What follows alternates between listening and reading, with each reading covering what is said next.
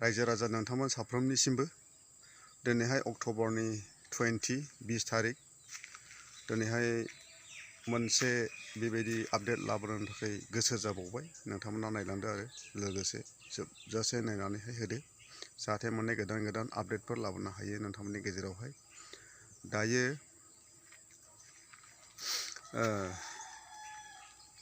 दिनैहाय माने राजनितिकनि जि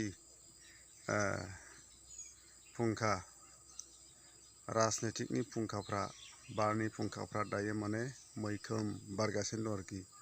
सिउ सिउ बारलायनाय दंफां लाइफां गुलायलायनाय बेफोरबायदि माने राजनितिकनि बारा दायो माने रायजोआवहाय बारगासिनो दं आरोखि बायदेमलाय सिदेमलायनो। आरो बेबायदि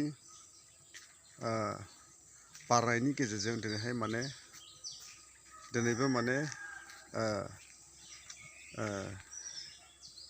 जाथिनि गेजेरावहाय बेबायदिनो माने राजनितिकआ माने जागायनायनिफ्राय जागायगासिनो दं आरोखि। भटना खाथिसि नालाय इलेक्सना, बेनिखायनो माने दायो माने राजनितिकनि जि सावरायनाय मिटिं मेल मिटिं बेफोर माने जागासिनो दं आरोखि ग्रुप बाय ग्रुप। ओरैहाय भटार पार्टियाबो खालामगासिनो दङ। ओमफ्रायो ओरैहाय मा होनो कंग्रेस, BJP, UPPL, BPF गासैबो माने दा राजनितिकनि मा होनो दलफ्रा दायो माने मिटिंखौ खालामगासिनो दङ। ओमफ्राय जयनिं हाबाफारिबो जागासिनो दं आरोखि गावबागाव दल गावबागाव। ओरैहाय माने UPPLआबो माने गुबुनफोरनिफ्राय बेबायदिनो सापर्ट मोनजानो लुबैयो आरोखि। ओमफ्राय गुबुन गुबुन दोलोफ्राबो बेबायदिनो आरोखि माने सापर्ट मोनजानो लुबैयो आरोखि, हांख्रायबायगासिनो दं आरोखि, स्टाडि खालामगासिनो दङ। ओमफ्राय दायो माने बेबायदि BPFआव दायो माने गोबां मानसिफ्रा लैहोर लैहोर फैनानैहाय जयेन जागासिनो दं आरोखि BPF सरकारावहाय। सरकारथ' नङा, आगुनि सरकार। दायो माने सरकार नंथ'आ आरो माने दासान्दि माने BPFआवहाय माने सापर्ट खालामगासिनो दङ। हारसा हुरसा बर' गासैबो दायो माने BPFआवहाय सरकार दानो थाखाय दायो माने मानसिफ्रा लैहोर लैहोर जुगदान होगासिनो दं आरोखि। ओमफ्राय दायो जों नुनो मोनदों गोबां मानसिफ्रा दायो माने निर्दलियावहाय थानाय मानसिफोर जेरैहाय माने जिसुए समफ्रामारि बिथाङाबो BPFआवहाय खामानि मावलांनो थाखाय जयेन जाबाय। ओमफ्रायहाय लैहोर लैहोर गयारि बिथाङाबो BPFआवहाय मावलांनो थाखायहाय बेबायदिनो जयेन जाबाय। ओमफ्राय कास्टम बसुमतारी बिथां ब्रादाराबो जयेन जाबाय।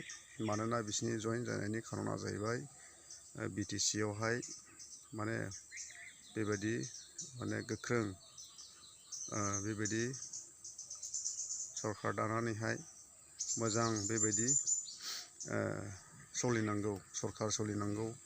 ओमफ्रायो बेबायदिनो रायजो संसार बेबायदि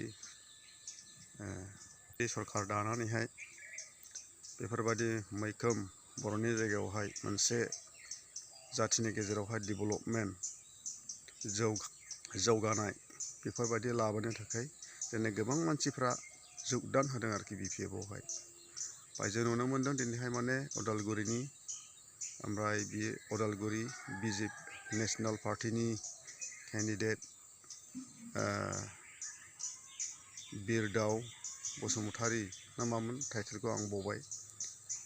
बिथाङा माने BJP दोलोखौ गारनानैहाय दायो माने बिथाङा BPF पार्टियावहाय जयेन जाबाय। मानोना बिहाबो मोनसे रिजन दङ, बे रिजनखौ लानानैहायसो बिथाङाबो BPFआवहाय जुगदान होदों। ओमफ्रायो माने BTCखौहाय दाफुंनानैहाय बेबायदि माने डेभेलपमेन्ट खालामनो थाखाय गावजों गाव मदद होलायनानैहाय हारिखौ बोखांनो थाखाय जुगदान होनो थाखाय बियो BPFआव जयेन जाबाय।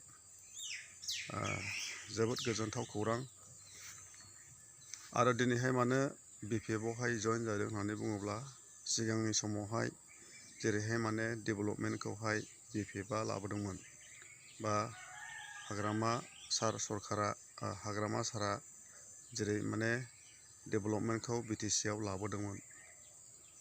बेबायदि माने डेभेलपमेन्टखौहाय नांफिनगौ होननानै दिनै रायजो राजाफ्रा बेबायदि माने सोंलु सिखांदों आरोखि, सोंलु सिखांदों। गोदोनि समावहाय BPF सरखार सालायनाय समावहाय बेबायदि डेभेलप जादोंमोन, लामा सामाफ्रा मोजां जादोंमोन, स्कुलफ्रा बेबायदिनो बानायजादोंमोन, लामा दालांफ्रा मोजां जादोंमोन। मानसिफोरनो बेबायदि बिजनेस खालामनानै जानो थाखायहाय बेफोरबायदि माने लामा सामाफ्रा मोजां जाबाय होननानै दिनै माने पाब्लिकफ्रा बेफोरबायदि जोंनि सिगाङावहाय बुंनाय जायो आरो।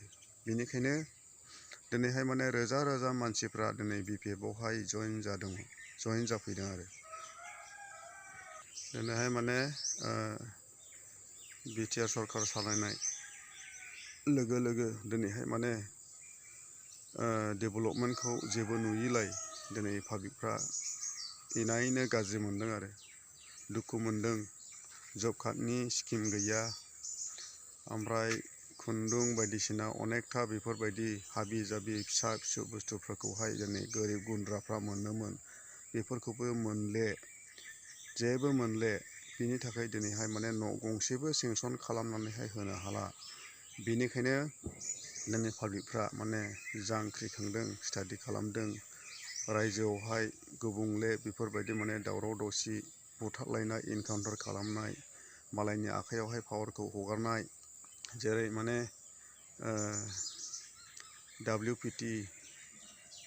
WPT नि जि पावार बेखौबो दिनैहाय माने हगारना होबाय। ओमफ्राय 16था डिपार्टमेन्ट बेखौ हगारनानै होनायावहाय दिनैहाय माने रायजोआवहाय जोबोद गाज्रि जादों आरोखि। पावारखौनो खोमानानै लानाय बायदि जादों आरोखि, पावारखौहाय दिनै DCनो हगारनानै DCआ माने दा गोदाव सोराव बेफोरबायदि माने इनकाउन्टार खालामनाय, पलिसि खालामनानै सिथारनाय, बेफोरबायदि दिनैहाय रायजोआवहाय दायो माने जागासिनो दं आरो। बेनिखायनो रायजो राजाफ्रा बेफोरबायदिखौ फसायनाय मोनाखै। बेनिखायनो दा रायजो राजाफोरनो गुबुन सरखार नांगौ, बेफोरबायदि डिमान्ड आरोखि। बिदिब्ला हामबायसै, दिनैनि भिडिअ'आ एसेनोसै। Thank you.